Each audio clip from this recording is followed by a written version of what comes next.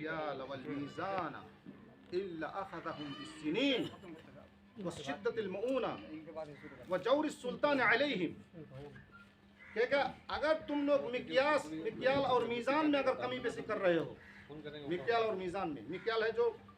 کاٹھا ہم لوگ بولتے ہیں، کاٹھا جو بولتے ہیں نا، آڑھی جس میں ہم لوگ ناپتے ہیں، یہ اور میزان ترازو کا ہے، اس میں کمی بیشی کریں گے تو تین چیز اللہ تعالیٰ کو پکڑے گا اگر اس میں منع نہیں کریں گے۔ ایک ہے قحط سالی، ایک ہے گھر میں آپ کی عائش عشرت صحیح نہیں ہوگی، اور جور السلطان علیہم، بادشاہ کا ساتھ، اور اس میں ایک بند اور ایک ہے وَلَمْ يَنْقُضُوا عَهْدَ اللَّهِ وَعَهْدَ رَسُولِهِ إِلَّا سَلَّطَ اللَّهُ عَلَيْهِمْ عَدُوًّا مِّنْ غَيْرِهِمْ، جو اللہ کا عہد توڑے گا، اللہ کے رسول کے عہد کو توڑے گا، اللہ تعالیٰ دوسری قوم کو اس پر مسلط کر دے گا۔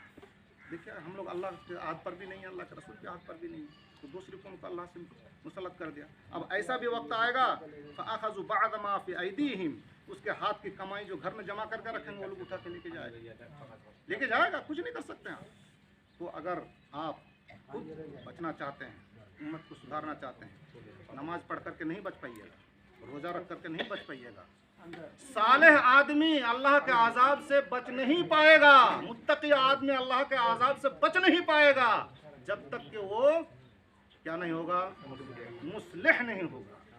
اور اللہ تعالیٰ اس گاؤں کو بھی نہیں ہلاک کرے گا جس گاؤں کے اندر دو چار مسلم بھی ہو جائے، چاہے کتنوں بھی فساد وہ لوگ کرے۔ وَمَا كَانَ اللَّهُ لِيُهْلِكَ الْقُرَىٰ بِظُلْمٍ وَأَهْلُهَا مُصْلِحُونَ، کسی گاؤں کو اللہ تعالیٰ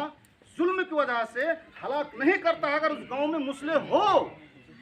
اور اللہ کے رسول نے فرمایا، وہ زینب والی حدیث کہ اَنَهْلِكُ وَفِينَا الصَّالِحُونَ، اے اللہ کے رسول ہم لوگوں کے بیچ میں صالح آدمی رہتے ہوئے بھی ہم لوگ ہلاک ہو جائیں گے؟ اللہ کے رسول نے فرمایا نعم اذا کثر الخبث، صالح آدمی ہوتے ہوئے بھی ہلاک ہو جاؤ گے اگر خبث ظاہر زیادہ ہو جائے اور اس منع کرنے والا نہ ہو تو ہلاک ہو جاؤ گے۔ تو پہلے تو اللہ کا عذاب، اور دوسرا پھر تبدیل۔ بس دو آیت کا ترجمہ کر کے میں ختم کر دیتا ہوں۔ اب تو یہاں تک محدود کہ اللہ کے عذاب جو کچھ ہو رہا ہے ہو رہا ہے۔ اب تغییر کی بات اللہ نے قرآن میں ایک جگہ میں ارشاد فرمایا، یا ایھا الذین آمنوا من یرتد منکم عن دینہ فسوف یأتی اللہ بقوم یحبهم ویحبونہ اذلۃ علی المؤمنین اعزۃ علی الکافرین یجاہدون فی سبیل اللہ ولا یخافون لومۃ لائم۔ کہ اے ایمان والو، اگر تم اپنی ذمہ داری سے، اپنے دین سے منہ پھرتے ہو تو اللہ تعالیٰ ایسی قوم کو لائے گا جو قوم اللہ سے محبت کرے گی اور اللہ اس قوم سے محبت کرے گا، تبدیل کر دے گا۔ تبدیل کی دھمکی ہے ایمان والوں کو، دوسرے کو نہیں۔ یا ایھا الذین آمنوا، اے ایمان والو، من یرتد منکم عن دینہ، جو اپنے دین سے منہ پھرتا ہے، ذمہ داری سے منہ پھرتا ہے، فسوف یأتی اللہ بقوم، ان قریب ایسی قوم کو اللہ لائے گا، یحبہم، جو قوم اللہ سے محبت، اللہ جس قوم سے محبت کرے گی اور وہ قوم اللہ سے محبت کرے گا، یجاہدون فی سبیل اللہ، اللہ کے دین کے خاطر وہ لڑائی لڑیں گے، ولا یخافون لومۃ لائم، کسی ملامت کرنے والوں کی ملامت سے کبھی وہ نہیں ڈریں گے۔ اور ایک آیت میں اللہ نے ارشاد فرمایا وَإِن تَتَوَلَّوْا يَسْتَبْدِلْ قَوْمًا غَيْرَكُمْ ثُمَّ لَا يَكُونُوا أَمْثَالَكُمْ، اگر تم لوگوں نے منہ پھیر لیا اپنی ذمہ داری سے، اللہ تعالیٰ تم کو دوسری قوم سے بدل دے گا اور وہ قوم تم جیسا بے عمل اور بد عمل نہیں ہوگا، اللہ ایسی قوم کو بدل دے گا، یہ اللہ تعالیٰ نے فرما دیا ہے۔ تو ایسا وقت نہ آ جائے، ابھی تو عذاب کا مرحلہ چل رہا ہے، اللہ کی آزمائش کا مرحلہ چل رہا ہے، ایسا وقت نہ آ جائے کہ اللہ تعالیٰ ہم لوگوں کو پھر بدلنا دے۔ جیسے گاڑی 50 لاکھ والی آپ رکھ نہیں سکتے ہیں گھر میں، اس کا کام کے انجام دینے کی وجہ سے اللہ نے جس ذمے ہم کو بھیجا ہے، اللہ رب الناس ہے، اس کی کتاب ہدی للناس ہے، اللہ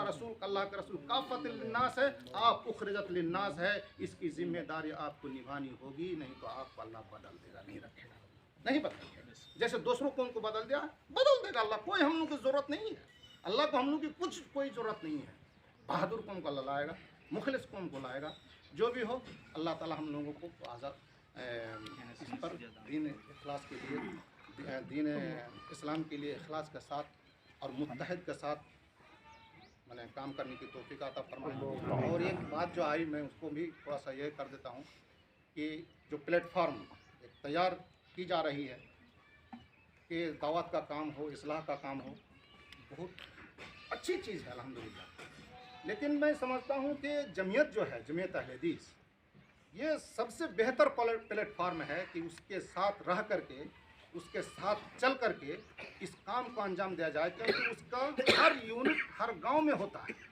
और 21 मेंबर या 19 मेंबर हर गांव में होते हैं। इन लोगों का अगर सही तरीके से एक्टिव कर दिया जाए तो इंशाल्लाह हम समझ रहे हैं कि इंशाल्लाह कोई गांव, और उनको हिदायतनामा भेजा जाए, हिदायतनामा उसको भेजा जाए ऊपर से, और हर यूनिट वालों को एक्टिव कर दिया जाए तो इंशाल्लाह मैं समझ रहा हूँ कि इंशाल्लाह बहुत मजबूती से काम होगा। और मैं तो नातजुर्बाकार हूँ इस मैदान में, क्योंकि मेरा पढ़ कर आना 6-7 साल ही हुआ और लोगों ने मुझे नाजिम बना दिया था। लेकिन हम लोगों ने इस चीज़ को थोड़ा सा, क्योंकि 2-3 साल तो लॉकडाउन में चला गया, लेकिन इस चीज़ को हम लोगों ने अपने वहाँ तजर्बा किया तो अल्हम्दुलिल्लाह एक जोश पैदा है अभी नौजवान के अंदर में। हर गांव में सब कोई खड़ा है अभी काम करने के लिए। तो मैं सोच रहा हूँ कि ये जमीयत अहले हदीस के तहत इसको मजबूती तरीके से हर गांव में यूनिट बना करके उसको खिताब किया जाए और उसको ये किया जाए, उसी के तरह से मजबूत किया जाए तो अल्हम्दुलिल्लाह मैं समझता हूँ कि और कोई दूसरे प्लेटफॉर्म की ज़रूरत नहीं पड़ेगी। उसी के तहत से हर गांव में बहुत मजबूती से काम होगा। अल्लाह ताला बेहतर हम लोगों को बेहतर अता फरमाए और अल्लाह ताला हम लोगों को इखलास के साथ काम करने का तौफीक अता फरमाए।